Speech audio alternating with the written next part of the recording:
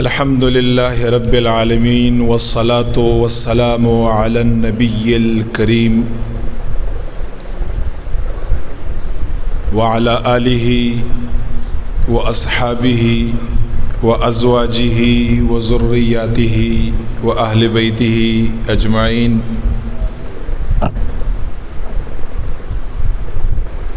أما بعد فأعوذ بالله من الشيطان الرجيم. بسم الله الرحمن الرحيم. قد أفلح من تزكى وذكر اسم ربه فصلى. صدق الله العظيم وصدق رسوله النبي الكريم الأمين، ونحن على ذلك لمن الشاهدين والشاكرين والمطمئنين والحمد لله رب العالمين. وعن ابن عباس رضي الله تعالى عنه قال: فرض رسول الله صلى الله عليه وسلم زكاة الفطر طهرة للصائم من اللغو والرفث وطعمة للمساكين. من أداها قبل الصلاة فهي زكاة مقبولة، ومن أداها بعد الصلاة فهي صدقة من الصدقات. رواه أبو داود وابن ماجه، أو كما قال عليه الصلاة والسلام: إن الله وملائكته يصلون على النبي يا أيها الذين آمنوا صلوا عليه وسلموا تسليما. درود پاک ہوئے. اللهم صل على سيدنا محمد صلاة دائمة مقبولة تؤدي بها عنا حقه العظيم. الصلاة والسلام عليك يا سيدي يا رسول الله وعلى آلك وأصحابك يا سيدي يا رحمة للعالمين. ډیرو معززو عزتمندو حاضرینو سامعینو محبینو ټولو ته السلام علیکم ورحمت الله وبرکاتہ. محترمو حاضرینو سامعینو، نن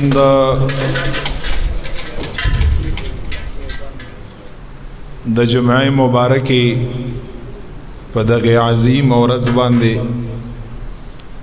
د رمضان کریم درویشتم ورځ ده.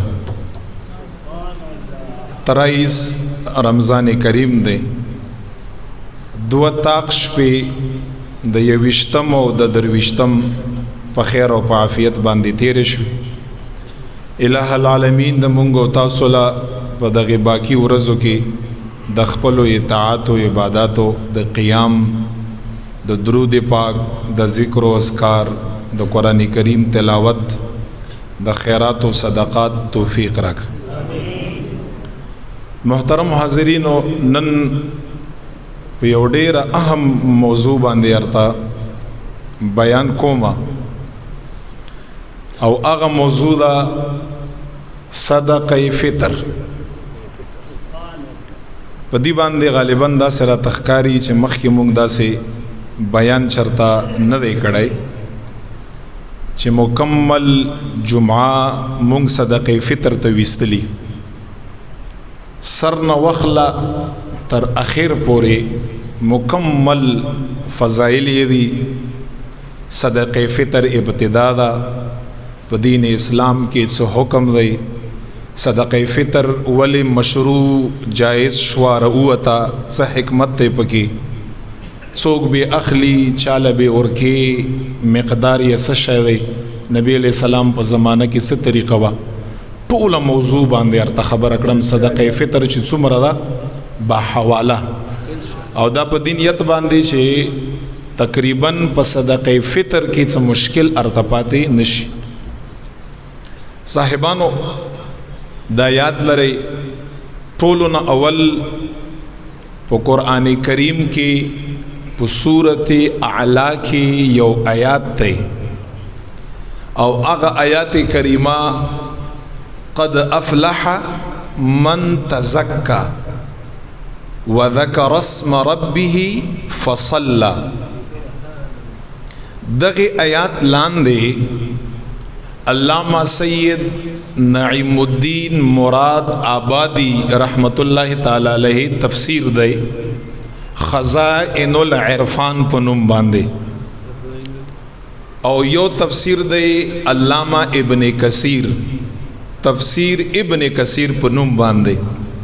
دغه دواړو مفسرینو دغه آیات لاندې یو خبره لیکلې ده، هغه ته بیانوم، او هغه خبره یا د یو حدیث په بنیاد باندې لیکلې ده چې هغه حدیث بیا روایت کړی دی صحیح ابن خزیمه. دا د احادیثو یو مجموعه ده، لکه څنګه بخاری مسلم احادیثو یو مجموعه ده. صحیح ابن حبان، صحیح ابن خزیمه. ضروری نه چې تاسو د کتاب یو نوم نه اوریدلای نو ابوینه، او دا مشهور شپږ کتابونه دي، داسې په سینکړو تعداد باندې د احادیثو کتابونه موجود دي، خو معتبر کتابونه دي. نو دغه دواړو مفسرینو هغه حدیث راخیشته دی بیا لاندې هغې په بنیاد یې دا خبره لیکلې ده. خو هغه خبرې څه شی لیکلې ده؟ خبرې دا لیکلې ده چې په 13مه سپاره کې دغه آیات نه چې قد افلح من تزکا، دغه آیات نا مراد صدقه فطر ده. په دغه آیات کې لفظ د تزکا چې کوم راغلی دی دینه مراد سرسیا ورته مونږ یو صدقه فطر ده. دیتا زکات الفطر هم ویل کېږي، دا بل نوم دی زکات الفطر، صدقه فطر، زکات البدن هم ورته یې لکه څنګه چې ابل زکات المال دی. دا سې د دې ډیر نمونه دي، او هغوی یې معنا څنګه کړې ده د دې آیات دواړو مفسرینو معنا یې داسې کړې چې الله فرمایي قد افلح من تزکا، په تحقیق سره کامیاب دی کامران دی مقصود ته رسیدلی دی. من تزکا هغه څوک چې صدقه فطر یې ادا کړه،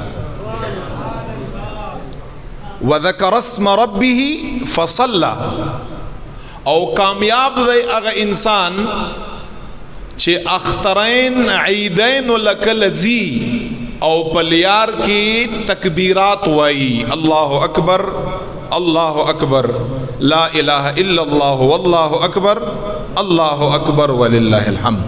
وذکر اسم ربه نا مراد تکبیرات تی، فصلى نا مراد دا اختر منز دی. نو اوغی مانا دا کړی دا چې کامیاب دی هغه کس چې صدقه فطر یا ادا کړه، ور یا کړه، منزل مقصود ته ورسېده، رب رضا ته ورسېده، قبولیت ته یا روجې ورسېدې. چا چې سرسیا ادا کړه، چا چې صدقه فطر ادا کړه. او دا دواړه صاحبان یې صحیح ابن خزیمه یو روایت یې ذکر کړی دی، ویشي هغه مبارک یو حدیث مبارک نقل کړی دی. نبی علیہ الصلوۃ والسلام مبارک نا صحابی رسول خپل صحابی تپوس تر وکړه، یا رسول الله صلی الله علیه وسلم قد افلح من تزکا. نبی علیہ السلام ته صحابی فرمائی یا رسول الله دی آیات نه څه شی مراد دی؟ صحیح ابن خزیمہ کی روایت تے نبی علیہ السلام ورته فرمائی الصدقۃ الفطر، تزکا نہ مراد صدقہ فطر دا. نو دی وجنا قرآن کریم کی آگے انسان تا رب لا یزال کامیاب فرمائے لے، منزل مقصود تا رسیدن کا یورتا فرمائے لے، خدای پاک رضا تا رسیدن کا یورتا ویل دی چې کوم خلکو په کولاو تندی باندې په صحیح طریقه باندې پر رمضان کریم کې یا د اختر په ورځ باندې صدقه فطر ادا کړه. او فضیلت یا مسائل دی، مسائل یې ورته بیانوم. اول فضیلت ورته بیانوم. عبداللہ ابن عباس فرمائی او دا حدیث ډیرو کتابو روایت کړی دی. امام ابو داود روایت کړی دی، ابن ماجہ په صحیح ستو کې هغه روایت کړی دی، امام حاکم په مستدرک کې روایت کړی دی، او امام دیلمی په مسند فردوس کې روایت کړی دی. علی هذا القیاس په همدغه طریقه باندې ډیرو محدثینو دا حدیث روایت کړی دی، او حدیث راوی دی سیدنا عبداللہ ابن عباس رضی اللہ عنہ. عبداللہ ابن عباس سے فرمائی دا حدیث واورئی. عبداللہ ابن عباس فرمائی فرضا لفظ زکا دا یاد لرے بعضی فقہاو پنیز باندے صدقہ فطر فرض دا، واجب خو ټولو پنیز دا. بعضی علماء فرمائی صدقہ فطر فرض دا، او دا اغوی دلیل دا دی چې عبداللہ ابن عباس رضی اللہ عنہ پا حدیث کے پیغمبر علیہ السلام لفظ ذکر کړه دی فرضا. عبداللہ ابن عباس فرمائی فرضا رسول اللہ صلی اللہ علیہ وسلم زکاة الفطر، فرض کړه دی پیغمبر علیہ السلام مبارک په خپل امت باندې صدقه فطر چې مالدار خلق به مال را اخلی غرباو مساکین و محتاجانو لبه ورکی خامو. او بیا په دغه حدیث کې مخکې یو ډیره ښایسته جمله ده، بلکې دوه جملې دي. حکمت پکې څه دی په صدقه فطر کې؟ بیا ورته تعریف کړم چې صدقه فطر کوم مال ته یي، په مسایلو کې وروسته ورته وایم. اول یو څو فضایل ورته بیانوم. نبی علیہ السلام فرض کړی دا، واجب کړی دا، لازم کړی دا، خامخا به ورکی څوک چې مستحقین دی غویلا. وجه پکې صدا حکمت پکې صدای، وجه او حکمت پکې دا دی چې بعض وخت کې ماو تانا پر رمضان کریم کې ماو تا روزدار یو، خو پر رمضان کریم کې ماو تانا دروغ ویل شوی، پر رمضان کریم کې ماو تانا بد رد غصہ کنزل غیبت چغلخوری داسې نورې کمزورۍ ماو تانا شوی. نو پیغمبر علیہ السلام مبارک په حدیث کې فرمائی چې صدقه فطر فرض دا، لازم دا، واجب دا. یا رسول اللہ صلی اللہ علیہ وسلم ولی فرض دا؟ نبی علیہ السلام یا دا وجہ بیان کړي زکا فرض دا طهرتن للصائم من اللغو والرفث. پیغمبر علیہ السلام فرمائی زکا فرض دا چې صدقه فطر په وجہ باندې کچرت پر رمضان کریم کی چا زبان نا غیبت دروغ گالم گلوچ کنزلی نور داسی نازیبا خبری غصہ چانا پر رمضان کریم کی شوی دغه صدقه فطر په وجہ باندې با رب لا یزال اگر ټول کوتا ہے صائم روزدار ته معاف دلتا. امام المحدثین ورته وکیع ابن جراح رحمت الله تعالی علیہ یو خبری لیکلی دا، ډیره ښایسته خبری لیکلی دا. د حدیث نلان دی، وکیع دا تابعی دی، ډیر لوی صاحب دی، امام المحدثین ورته هغه یې ډیره ښایسته خبری لیکلی.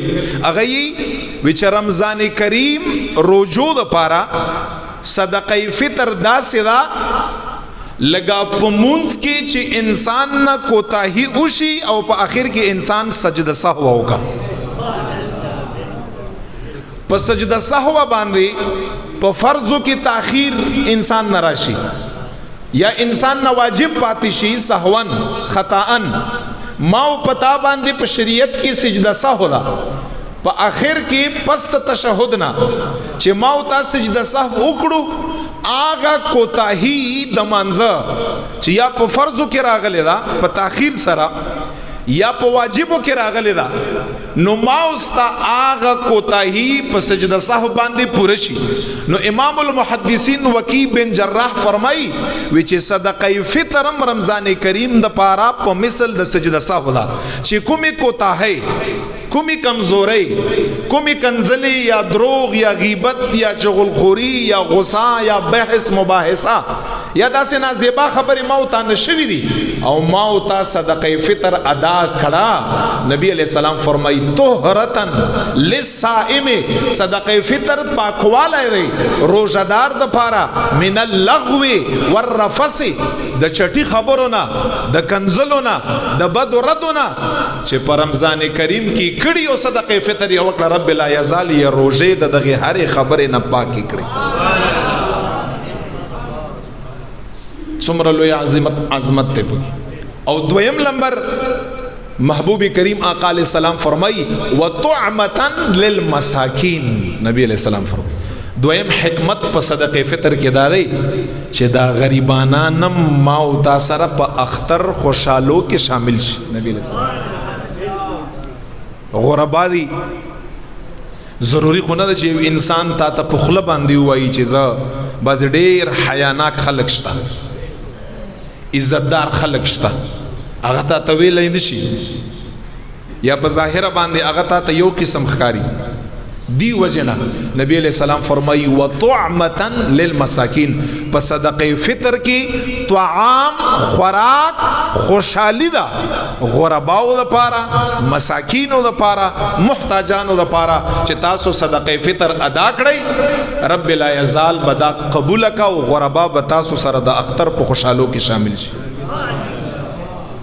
بیا نبی علیہ السلام مکه حدیث کې فرمائی من اداها قبل الصلاة فهي زکاة مقبولة ومن اداها بعد الصلاة فهي صدقة من الصدقات.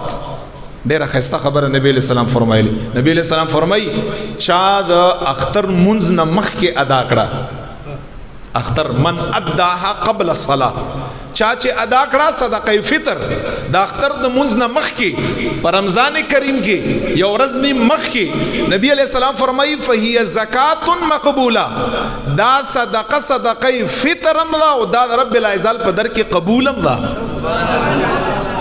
ګارنټي هم نبی علیہ السلام کړي قبولم دا. ومن اداها بعد الصلاه وهي صدقه من الصدقات. او نبی علیہ السلام فرمائی چا د اختر منځ نه پس ادا کړه بس دا یو صدقه ده، نو بس یو صدقه ده، یعنی نور صدقو په شانته یو صدقه. یعنی نبی علیہ الصلوۃ والسلام زکات مقبول لفظ اور سره نه ویلای. نو دی وجنا علما فرمائی مسنون طریقه دا ده، سنت من السنه، دا سنت نه دا. نبی علیہ الصلوۃ والسلام د حدیث نه دا پته لګي چې صدقه فطر د اختر د منځ نه مخکې د رمضان کریم په روزه کې غرباو ته ادا کول پکار دي خامخ، ځکه دې سره ټکی دی زکات مقبوله. دا داسې صدقه فطر ده چې دا قبول او منظور ده، دې ته شرف د قبولیت حاصل دی، دا د رب لا یزال د رضا د حصول لایق ده، جوګا ده، په دې باندې به خامخا رضای الهی درته حاصلېږي. او چې د اختر منځ نه بعد د ادا کړه ادا شوا، خو نبی علیہ السلام فرمایي بس دا یو عام صدقه و د صدقونه، لکه څنګه چې موږ تاسو عام ورځو کې خیرات او صدقه کړو بس هغومره ثواب یې دی. باقي رب لا یزال یا قبلی او ردکی یا الہ العالمین په هغې باندې بیا ښه عالم دی، ستا د زړه اخلاص او ارادې ته ګوري. نو دی وجه نه مسنون دا ده چې مخکې د اختر د مانځه نه ادا شي. او بیا امام سرخسی رحمت الله تعالی علیہ یو لوی صاحب دی، دا یو کتاب دی مبسوط په نوم باندې، یو مبسوط د امام محمد صاحب دی، مبسوطین دی دو دی، او یو مبسوط لسرخسی امام سرخسی دی. دا مبسوط لسرخسی چې کوم دی هغه دا خبره د عبدالله ابن عمر نا روایت کړی ده، او دا ډیره ښایسته خبره ده چې عبدالله ابن عمر فرمای رضی الله عنه، عبداللہ ابن عمر او فرمایل وی چې صدقه فطر په ادا کولو کې د شریعت د طرف نه د نبی علیہ السلام د طرف نه انسان د پاره درې فضیلتونه دي، او چې انسان ورته وګوري دا درې فضیلتونه انسان د پاره انتهائی اهم فضیلتونه او ثوابونه دي. عبداللہ ابن عمر فرمایي ټولنا اول فضیلت په صدقه فطر کې درې فضیلتونه دي. اول نمبر فضیلت څه شی دی؟ کوم یو انسان چې صدقه فطر ادا کړه، اول فضیلت دا دی چې د دغه انسان اول روزه نو وقلت الاخر پوری رسول الله صلی الله علیه وسلم فرمایي ټول قبول او منظوري دي. ډیره لویه خبره چې موتا روزه قبلېږي ټول قبول دي.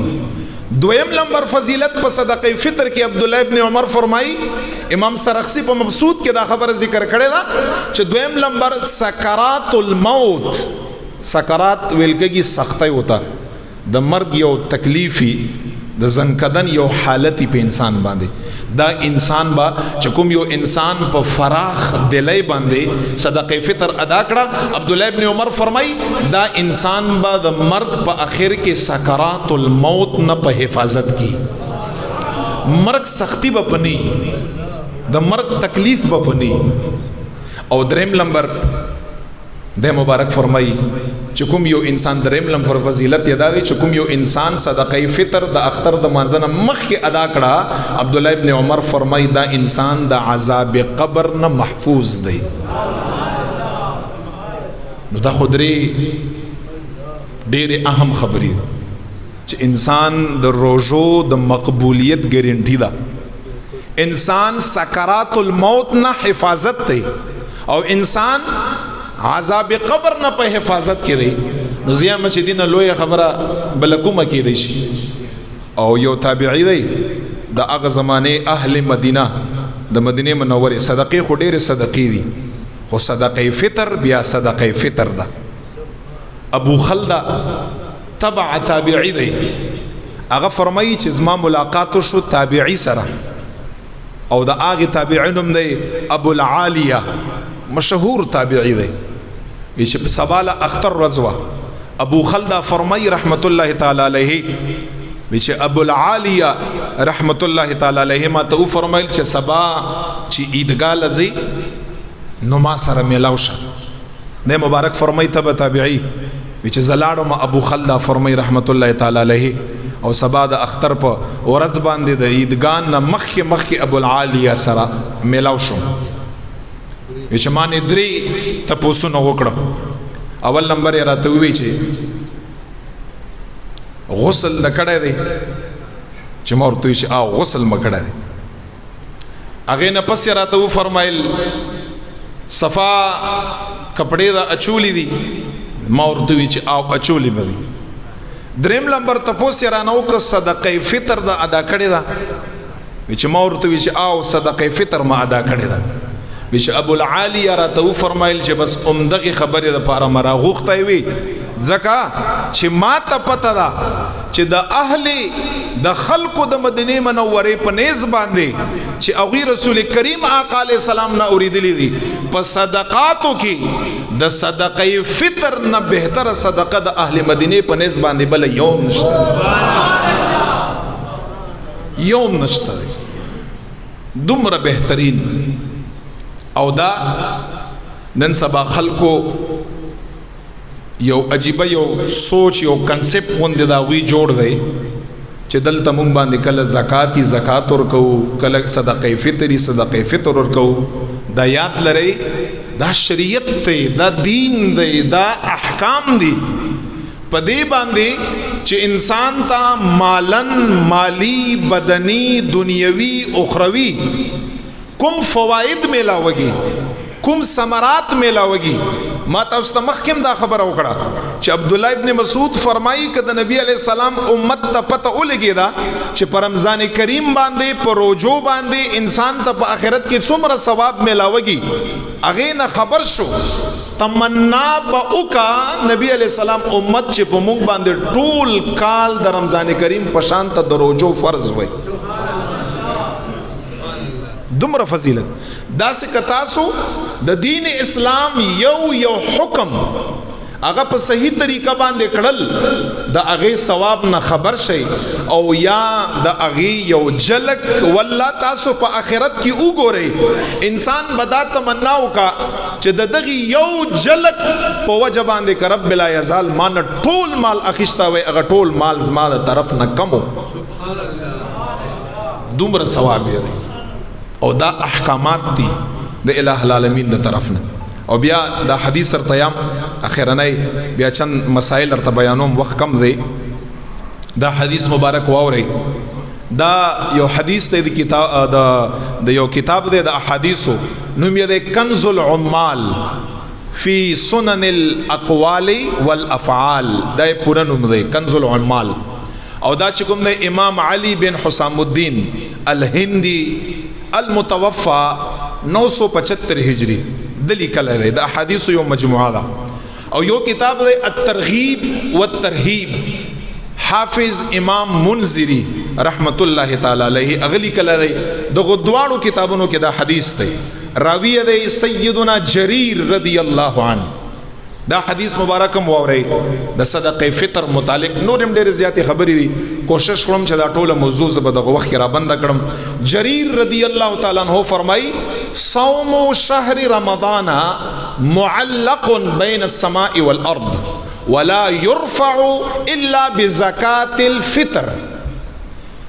جریر رضی اللہ تعالی عنہ فرمائی نبی علیہ الصلوۃ والسلام او فرمایل شهر صوم رمضان، روزے د میاشتې د رمضان معلق بین السماء والارض، دا د زمکی او د اسمان په منځ کې ولاړی. اباځه وخت کې کله کله عوام الناس هم د علماء پورې کله کله یو غپا خامخه کوي کنه وی چې مولایانی صدقه فطر ادا کړي روزې وی چې راځوړم دي. حدیث ته کو څوک یې ځان د پاره یې نو زیم چې خېټه یا د خاورو نه ډکه شه، خدا حدیث ته دا صدا سے نه چې علما فرمایي چې مونږ جیب لا صدقه فطر راوړی او چې مونږ جیب کې صدقه فطر نه چې ولي روزې بم دغه سره راځوړم دي. نه دا څه خبره نه، حدیث ته صوم شهر رمضان معلق بین السماء والارض. نبی علیہ السلام فرمائی ټول روزے د رمضان کریم د زمکه او د اسمان په منځ کې معلق دي. محدثین فرمائی دا سه نه کوم دي چې راځوړم دي او زانګي. معلق څه معنا ده؟ محدثین فرمائی معلق معنا ده مقام مقبولیت ته نرسی. دا معلق معنا ده مقام مقبولیت ته نرسی. کله برسی یا رسول الله ولا يرفع الا بزکات الفطر. نبی علیہ السلام فرمائی دغه روزې مقام مقبولیت ته یو سیز نشي اوچتولای. ګوره یو سیز ولا يرفع، روزې یو سیز نشته چې دغه مینز نه یو اوچته کو مقام مقبولیت ته ورسي، یو شی نشته الا زکات الفطر. نبی علیہ السلام یو سیز دی چې ستا روزې مقام مقبولیت ته رسي، هغه سیز صدقه فطر دی.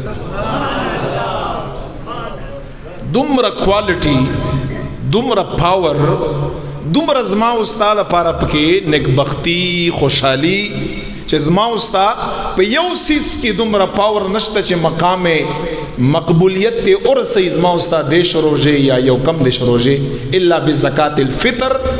ها نبی علیہ السلام فرمای په صدقه فطر باندې دا کومې چې معلق دي په مینس کې د زمکه او د اسمان مقام مقبولیت ته نه رسیدلی، دلته صدقه فطر ادا شي، الته روزه د انسان مقام مقبولیت ته ورسي. او دا ته پته ده چې یو روزه د انسان قبول شي. نبی علیہ الصلوۃ والسلام مبارک فرمایي دغه یو روزه دومره جهنم نه انسان لری کوي، دومره لگا کارغه بچای چې د مور نه پیدا شي، زمکه نه روان شي، برزی زی ځوان شي، بوډا شي، رواني مړ شي، په دومره اندازه باندې چې زمکه نه اسمان پورې څومره فاصله ده، په یو روزه باندې الٰه العالمین چې قبول شي رب لا یزال جهنم نه دومره لری کوي. یزمونږ استاسو دیش روزه او الحمدلله 15 کاله چا 20 کاله دا روزه ونیوه، صدقه فطر یا ادا کړه، مقام مقبولیت ته روزه ورسېدې.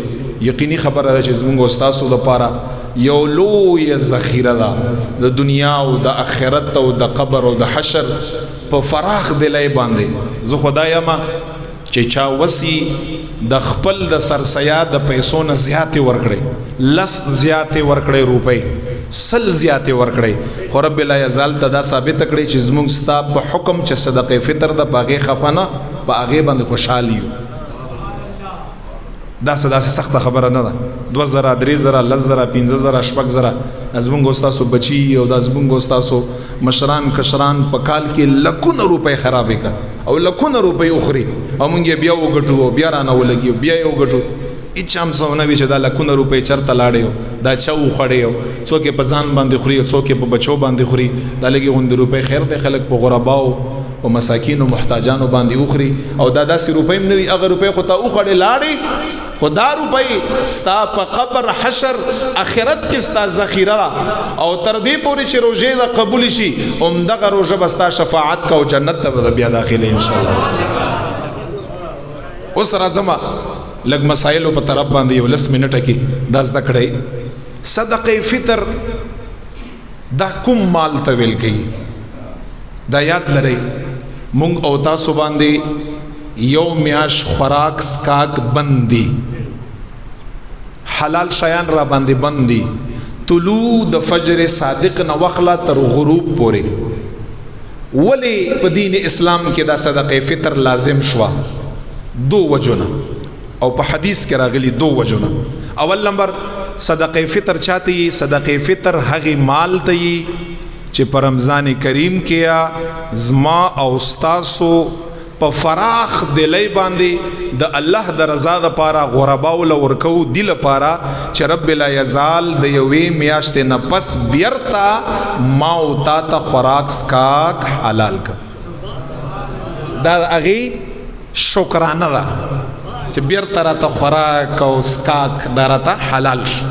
جنسی میل ملاپ خپل کوروالا سره په ورځ کې راته حلال شو. دا د هغې شکرانه ده صدقې فطر. او بل پکې حکمت دا دی چې غرباو له ورکړو چې دا غربا ما او تا سره د اختر په خوشحالۍ کې شریک شي او یو ځای شي. هغې مال ته صدقې فطر یې حکم یې څه دی؟ فرض، لازم، واجب، دا یې حکم دی. ابو سعید خدری امام بخاری یو حدیث روایت کړی په بخاری کې. ابو سعید خدری فرمائی ویچ مونږ با د نبی علیہ الصلوۃ والسلام مبارک په زمانہ کې په 5 شیانو سره صدقې فطر ورکولا.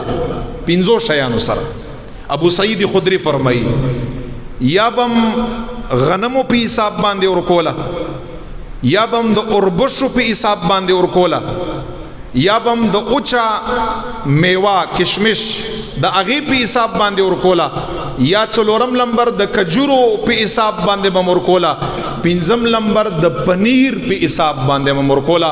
امام بخاری باب الصدقات چپټر کې ابو سعید خدری رضی الله عنه دا حدیث روایت کړی دی چې په دغه 5 شیانو باندې به مونږ د نبی علیہ الصلوۃ والسلام په زمانہ کې صدقې فطر ورکولا.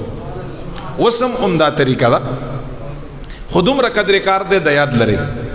امام اعظم ابو حنیفہ رحمت اللہ تعالی علیہ مذہب دا دی چې کوم یو انسان د غنمو په حساب باندې صدقې فطر ورکوي، دا لږ مسائل دي دا زده کړئ. د غنمو په حساب باندې نو غنم به حسابږي نصف صاع 2 کیلو 2 کیلو د غنمو قیمت. او که د غنمو نه علاوه دا یاد لري ضروری نه ده چې هر یو انسان یا د غنمو په اندازه باندې وباسي. که څوک مالک نصاب دی وس 10 والا دی پکار ده چې د کجورو یا د وربشو یا د زبیب کشمش د وچه میوه یا د پنیر د هغې په حساب باندې وباسي. بهتره خبره دا ده. خو دا یاد لرئ چې څوک یا د غنمو په اندازه باندې وباسي نصف صاع 2 کیلو غنم د هغې قیمت. نن سبا زمانه کې د غنمو نه وړه بهتر دي، د وړو نه پیسې بهتر دي. نن سبا زمانه کې پیسې ځکه فقیر په پیسو باندې هر شی کړی شي. وړه به صرف اخري کېدای شي هغه ته فی الحال د وړو حاجت نه د بل شي حاجتي پیسو. خو که چا د غنمو په شکل یا د وړو په شکل کې ادا کړه ادا بشي، بهتره د پیسو په شکل کې. خو که د غنمو نه علاوه د کشمش یا د پنیر یا د اوربش یا د کجورو په هغه باندې نو بیا 1 صاع دی 4 کیلو. کو څوک د پنیر په اندازه باندې وباسي یو صدقه فطر څومره روپۍ دي 4 کیلو د پنیر روپۍ 4 کیلو د وچې میوې روپۍ 4 کیلو د کجوري روپۍ 4 کیلو د شعیر د اوربشو روپۍ یو صدقه فطر په هغه کې 4 کیلو او په غنمو کې چې صاحبانو نصف سا 2 کیلو ولی دا په حدیث کې رسول الله مبارک نه عمدا سره راغلي دي هر سړی د وګوري په کجورو کې ادا کول شي په پنیر کې ادا کول شي په وچه میوه کې ادا کول شي په شعیر اوربشو کې ادا کول شي بهتره خبره ده ورنه په غنمو کې خامخا ادا کا کم از کم 300 زیات نه زیات 320 روپے داغه مختلفو علاقو کې اعلان شوی پچا باندې لازم ده هر هغه انسان چې هغه مالک نصاب وي اومغه چې کوم د زکات خبره ده 52 تولې سپین زر اور سره موجودي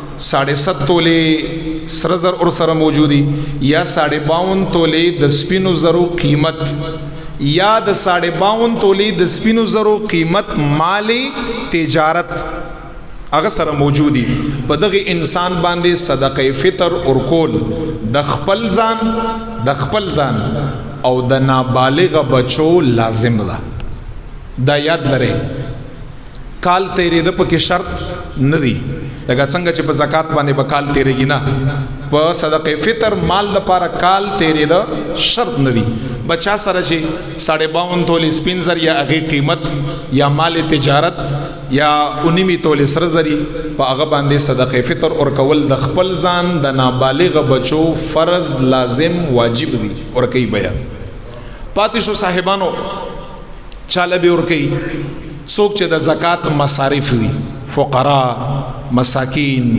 محتاجان طلبا نور داسې کسان چې کوم محتاجان دي هغه خلکو لبه ورکی او د عید الفطر نه مخکې ادا کولیا مسنون دي څنګه چې ما خبر ارته وکړه دا یاد لره واجبږي کلا صدقه فطر د واړه اختر د صبح صادق راحتو سره چې کله واړه اختر صبح صادق را اوخیږي صدقه فطر واجب شو اوس د آیات لري صاحبانو مسله دا ده که یو انسان روجي نیولی په هغه باندې صدقه فطر لازم ده اور کوي بیا یو انسان دی بیماره په وجه باندې روجي نه دی نیولی او پروجو کې یا کفاره ور کړی دا نو کو روجي نه نیولی په هغه انسان باندې د خپل ځان او د نابالغ بچو صدقه فطر اور کول فرض او لازم دی اور کوي بیا خامخ لازمی به ور کوي چالی نشي ور کولای دا یاد لره په پلار باندې د بالغ بچو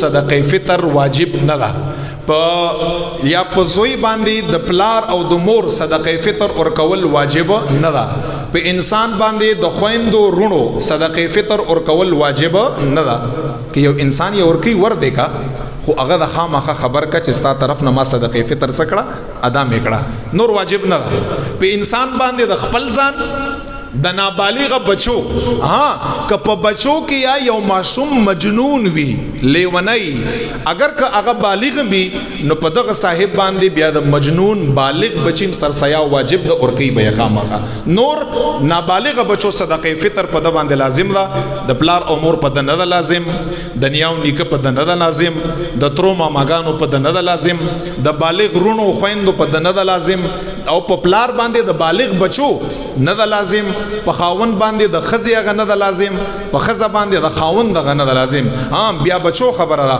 نو بچو سرسیا په پلار دا بچو سرسیا په مور باندې نه ده او والده صاحب مور چې کوم دا اب صرف د خپل ځان ور کوي یا که خاوند یا د هغه طرف نه ادا کوي دا ورتوي چې ستا طرف نه ما صدقه فطر ادا کړه چې هغه ته معلوماتي ابو له اجازه ور کوي دا غي نه پس به ادا کوي او صاحبانو یو مسله دا ده که یو انسان د اختر په ورځ باندې د اختر د صبح صادق نه مخکې مړ شو ځکه چې لازمګي واجبګي خو د اختر ورځې په صبح صادق راختو باندې هغه نه مخکې مړ شو دغه انسان صدقه فطر نشته یا مثال په تور باندې نعوذ بالله مسلمان دی کافر شو هغه باندې صدقه فطر نشتا. یا مثال په تور باندې یو ماشوم چې دی پیدا شو، اوس د اختر د مانځنه مخکې یو ماشوم پیدا شو او د هغې نه وروستو بیا په هغه باندې د اختر د ورځې صبح صادق راوخت، نو د دغې ماشوم سرسیا په پلار باندې لازم د ورکوي باید. یا د اختر د صبح صادق نه مخکې یو انسان فقیر دی او د اختر د صبح صادق نه وړاندې غنی شو، غنی مالک د نصاب شو، ګوره کال نه دی په تیر، خو چې کله اختر شو په هغه باندې صدقه فطر لازم د واجب د ادا کوي بیا. خو که یو انسان د اختر د ورځې د صبح صادق نه پس پیدا شو، هغې نه پس ماشوم پیدا شو، په هغې ورځ باندې دا هغې صدقه فطر نشته دی پتا باندې بیا. نو دی وجه نه صاحبانو دا چند مسائل دي. ها انسان خواخلا سخرلا خواخ سخر زملا صدقه فطر بالکل ورکول شي، دا جایز ده. ناسکه مور یو خو خپل مور ده، هغه بچو له سرسیا نشي ورکولای. ناسکه مور چې کوم ناسکه بچی دی د دینه هغې له صدقه فطر ورکول شي، او ناسکه بچی سوتیلی ما چې کوم میرانه مور ده هغې له صدقه فطر ولا ورکول شي. څه خبره پکې نشته. یو بل البته خپلو بچو له انسان نشي ورکولای، انسان یې خپلو بچو له ورکا، یا یې پلار له ورکا، یا یې مور له، یا نیکه له، یا زوی له، یا لور له نشي. البته رور غریب دی ورکول شي، رور دی، ماما دی، تره دی، نور داسې رشتہ داران دي هغوی ورکول شي. صاحبانو دا چند مسائل، چند فضائل، دا صدقه فطر ده، سرسیا ده، فرض ده، لازم ده، فراخ دلی باندې الہ العالمین د رضا دپاره دا د اختر د مانځنه مخکې ادا کړئ چې زموږ او ستاسو روژې مقام مقبولیت ته رب لا یزال ورسوي. خدای پاک دې قبول او منظور کا. الہ العالمین د موږ له په احسن طریقه باندې د صدقه فطر د ادا کولو توفیق راکا. او په آخر کې دا اعلان دی، سبا نه به انشاءالله په دغه دربار شریف کې د 3 شپو ختم شروع کیږي. 25م، 26م، 29م به انشاءالله اخیرنۍ ورځي او ډیر په جوش او خروش باندې باغې کې حصہ واخلئ، جوک در جوک باغې کې شامل شئ. او د شب قدر الہ العالمین مونږ او ستاسو له امید دی چې په همدغو شپو کې براله شرف او فضیلت هم راکوي. الہ العالمین د دغه ختم قرآن اول وسط انتها د خیر وګرځي. څومره خلک چې پکې شامل دي الہ العالمین دا اوینی قبول کا. مونږ او ستاسو ټولو له رب لا یزال د شمولیت توفیق راکا. واخر دعوانا ان الحمد لله رب العالمین. یو ځل پر رسول کریم آقا علیه السلام باندې ټول درود پاک وایي. الله